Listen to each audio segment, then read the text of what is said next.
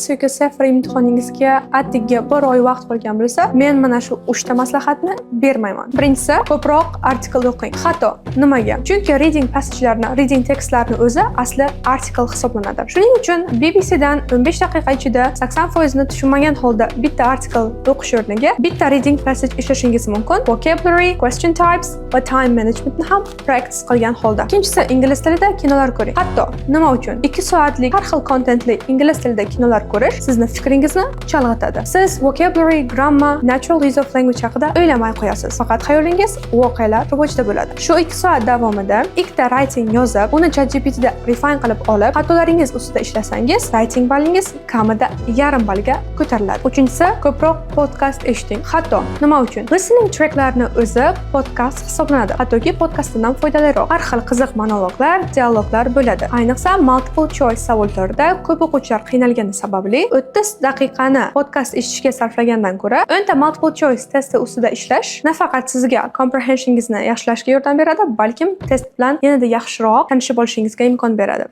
Endi navbat sizga. Qaysi fikrimga qo'shilmaysiz? Izohlarda yozib keting.